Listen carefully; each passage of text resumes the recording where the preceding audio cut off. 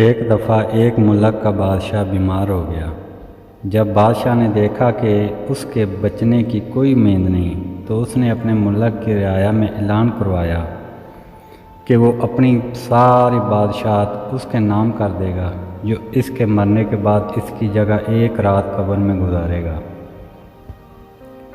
سب لوگ بہت خوف زدہ ہوئے اور کوئی بھی یہ کام کرنے کو تیار نہ تھا۔ اسی دوران ایک کمیار جس نے ساری زندگی کچھ جمع نہ کیا تھا، اس کے پاس سوائے ایک گدھے کا کچھ نہ تھا۔ اس نے سوچا کہ اگر وہ ایسا کام کر لے تو وہ بادشاہ بن جائے گا اور حساب کتاب میں کیا جواب دینا پڑے گا، اس کے پاس تھا ہی کیا، ایک گدھا اور بس۔ اس نے اعلان کر دیا کہ وہ ایک رات بادشاہ کی جگہ قبر میں گزارے گا۔ بادشاہ کے مرنے کے بعد لوگوں نے بادشاہ کی قبر تیار کی اور وعدے کے مطابق کمیار خوشی خوشی اس میں جا کر لیٹ گیا اور لوگوں نے قبر کو بند کر دیا۔ کچھ وقت گزارنے کے بعد فرشتے آئے اور اس کو کہا اٹھو اور اپنا حساب دو۔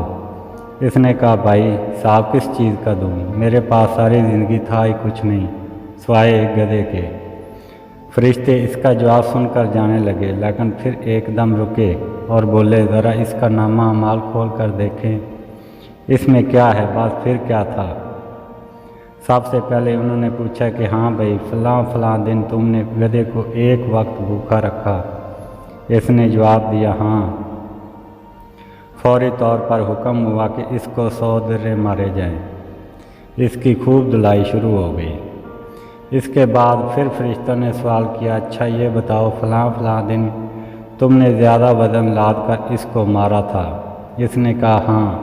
پھر حکم ہوا کہ اس کو 200 درے مارے جائیں۔ پھر مار پڑنا شروع ہو گئی، غرض صبح تک اس کو مار پڑتی رہی۔ صبح سب لوگ اکٹھے ہوئے اور قبر کشائی کی تاکہ اپنے نئے بادشاہ کا استقبال کر سکیں۔ جیسے ہی انہوں نے قبر کھولی تو اس کمیار نے باہر نکل کر دوڑ لگا دی۔ لوگوں نے پوچھا بادشاہ سلامت کدھر جا رہے ہیں؟ تو اس نے جواب دیا او بھائیو پوری رات میں ایک گدھے کے حساب نہیں دے سکا تو پوری رعایا اور مملکت کا حساب کون دینا چاہے گا بھلا۔